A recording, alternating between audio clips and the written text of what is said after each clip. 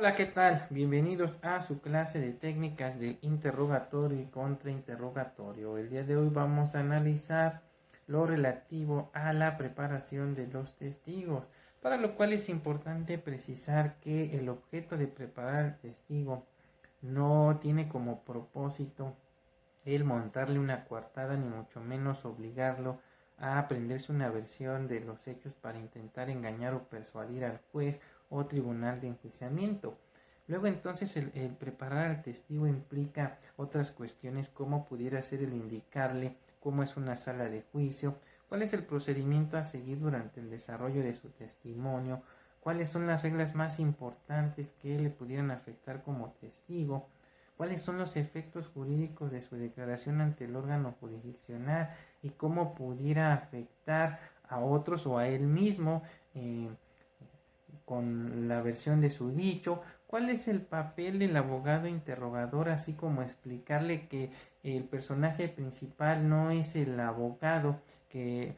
realiza el interrogatorio y el contrainterrogatorio, sino más bien que el personaje principal es el testigo, los testigos. Hay que explicarle cuándo puede hablar y cuándo no con otras personas, ya sea dentro o fuera de la sala de audiencias, cuándo puede retirarse o no de una sala de audiencias y cuáles son sus derechos y sobre todo qué deberes tiene como testigo. El abogado entonces debe preparar tanto a su testigo como perito para que entiendan el impacto que produce la solemnidad de la audiencia, el rito procesal que deben seguir, cuál es el momento en que deben de entrar y salir de la sala de audiencias, la posibilidad de quedarse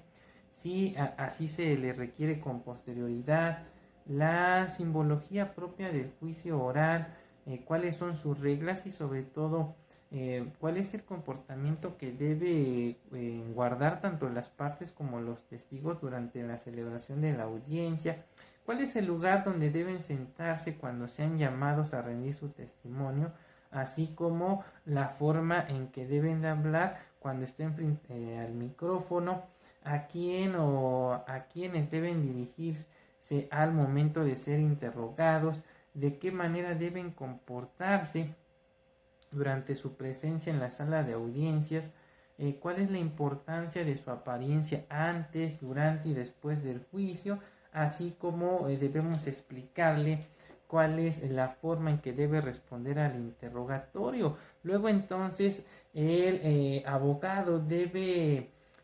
transmitirle al testigo una serie de valores que lo guíen durante el desarrollo del testimonio. En ese sentido, entonces, el abogado debe guiar al testigo o perito para que actúe con valores a fin de que ante todo debe declarar la verdad, que se debe buscar la justicia y no el interés personal, que debe contestar, por ejemplo, no recuerdo, cuando exclusivamente no recuerde sobre lo que se le está interrogando,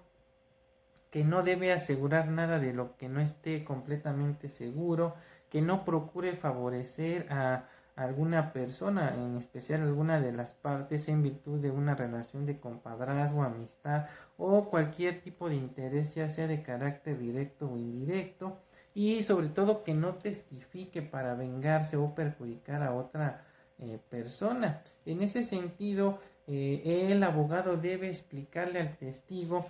que lo que se busca con su testimonio sobre todo es que éste transmita lo que él pudo percibir a través de sus sentidos, y aquí se recomienda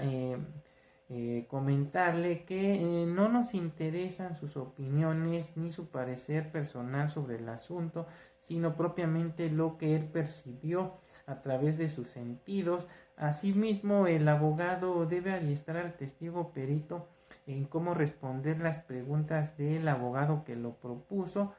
así como cuándo debe abundar en detalles en relación a sus respuestas y cuándo este testigo debe ser reservado. Debe explicársele por parte del abogado que lo propone, que no debe aparentar tener estados de tristeza, dolor, angustia, cansancio, interés, según quien le esté preguntando y según lo que se le esté preguntando. Los estados de ánimo, por ende, deben ser espontáneos según la naturaleza de la situación que el deponente esté viviendo en el juicio. Ahora bien, si se trata de personas excepcionales como pudieran ser niños, adolescentes, ancianos o personas con capacidades diferentes, se les debe dar un tratamiento en el que, de acuerdo a las características excepcionales que tiene el testigo, no se le impida contestar con soltura y libertad, pero sobre todo